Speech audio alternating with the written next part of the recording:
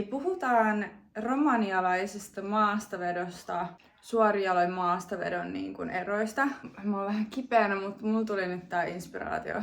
Niin mitä sä voit tehdä muuta kuin lähteä hommiin? Romanialainen maastaveto on pakaraliike ja suorijaloin maastaveto on takareisiliike. Niin tässä on niinku tää, mitä me halutaan niiltä liikkeiltä. Aina kun me lähdetään tekemään liikettä, niin me käännetään meidän lantio suoraksi. Ja pidetään se siinä asennossa koko liikkeen ajan. Sitten suorijaloin maastavedossa meillä on polvet joko lukkosuorana tai sitten ihan pikkasen pehmeyttä, mutta käytännössä me pidetään ne kuitenkin suorana. Meidän painot liikkuu koko ajan tosi lähellä vartaloa, ei täällä kaukana, on tässä ihan kiinni jaloissa, jotta meidän selkä ei rasitu. Tästä me lähdetään liikuttaa painoja alaspäin. Ja mulla jo tässä asennossa tuntuu äärimmäinen venytys täällä takareisissä. Ja täältä eteenpäin mä pääsen ennen kuin mun polvet alkaa notkistua. Eli liikerata on aika pieni ja venytys on voimakas. Vähän sama kuin lähtisi tekemään eteen taivutusta, eli kurottaa sormilla kohti varpaita, mutta ilman että selkä pyöristyy. Eli tää on suorijaloin maastaveto. Okei. Miten se sitten eroaa romanialaisesta? Se liike lähtee siitä, että me lähdetään työntämään takapuolta kohti takaseinää. Eli meidän polvet koukistuu, jotta me päästään työntää takamus mahdollisimman pitkälle taakse. Ja sitten me oikaistaan itsemme sieltä. Taakse, taakse, taakse, taakse, taakse, taakse, taakse. Vielä menee vähän.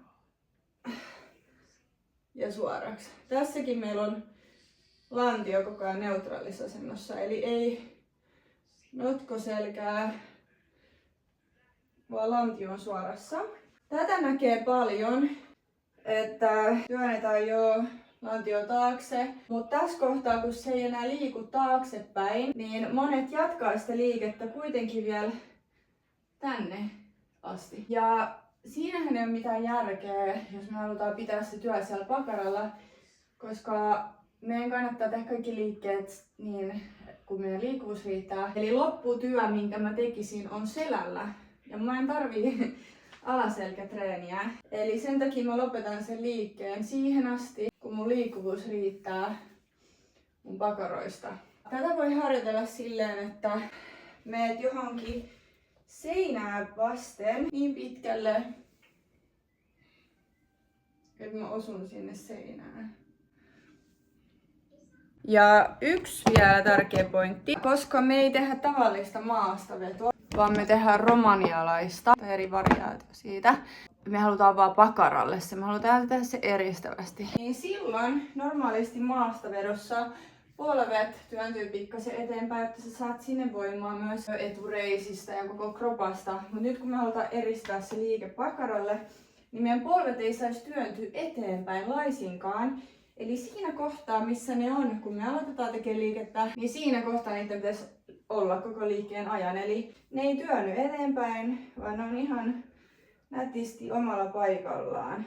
Ja painot liukuu tästä reisiä pitkin. Tässä kun olisi painot, niin pystyy nojaa vähän niihin. Eli sulla on helpompi nojaa taaksepäin, työntää lantio taaksepäin, kun sulla on täällä ne painot vastapainona. Miten me noustaan tästä asennosta? Me yritetään työntää kantapäitä lattiasta läpi, eli kaikki meidän paino on kantapäillä ja me työnnetään niitä voimakkaasti alustaa kohden, jolloin meillä aktivoituu tää takaketju ja meillä lähtee luontaisesti lantio ja polvinivel oikenemaan. Eli tässä oli romanialaisen lyhyt tekniikkakatsaus ja se on haastava liike. Opetteluun voi kestää kauan, eli älä lannistu, vaan tee ja mieti koko ajan mitä sä teet, mutta toistojen kautta sä tulet mestariksi. Ja liity mun valmennukseen, jos haluat oppia tekniikat kunnolla ja oppia pakaratreenit kunnolla, niin pakararyhmä on silloin sua varten.